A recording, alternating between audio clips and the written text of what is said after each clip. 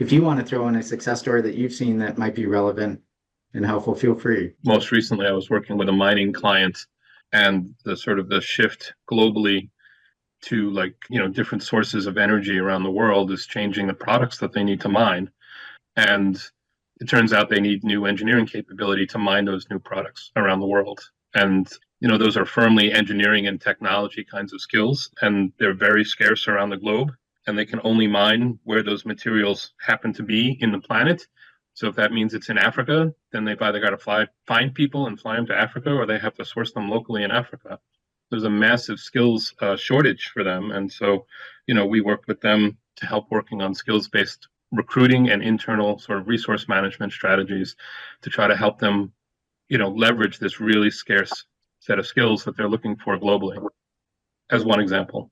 What your thoughts of this? And I don't know, Megan, would you like to reflect a little bit, or should we just have Craig share a little bit about the mastermind behind this? Yeah, one thing that I like about this model, and actually, credit to Nick around, while it's a static page, if you can visualize the movement of, if you're, making adjustments in workforce planning, how that's going to cause, the talent acquisition gear to move, and then the comp and rewards. And so really just like bringing it to light of skills are embedded in multiple places across the organization, the importance of having that common framework, but also understanding the interconnectivity throughout all of these, whether you think of them as COEs or functions.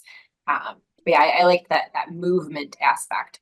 Yeah, I mean, I think this is where going back to kind of the counter and change management model there, how you're building that guiding coalition and how you're building that sense of urgency is be able to show the interconnectedness of this, be able to look at it.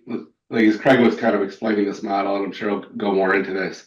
Client comes in one particular gear. There's usually one specific space that they want to really focus. And then our role as we start to really help sense this out is to look at the interconnected nature. And I'll build out what does that look like and how this connects into all the different pieces of talent management and the interrelationship between all of them.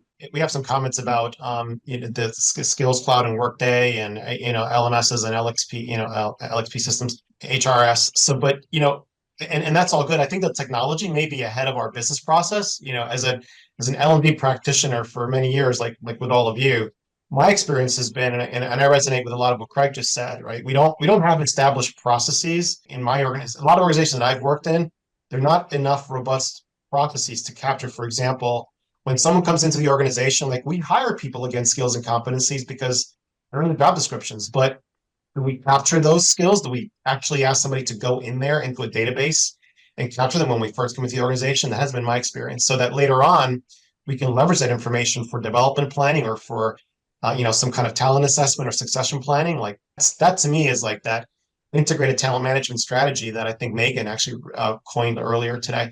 The first thing I really like about this is that the adaptable talent is at the center. Because whether you're trying to reskill or upskill people because technology is coming in, their jobs are changing or whatever, that's very important. In other areas of the business, it's about things shifting so much that people's roles are fundamentally going away. So like, how do we make sure that we're reskilling them so they can the talent can move from one area in the business and we understand their transferable skills so you can build the other skills to allow them to move to another area in the business. So I love that adaptable talent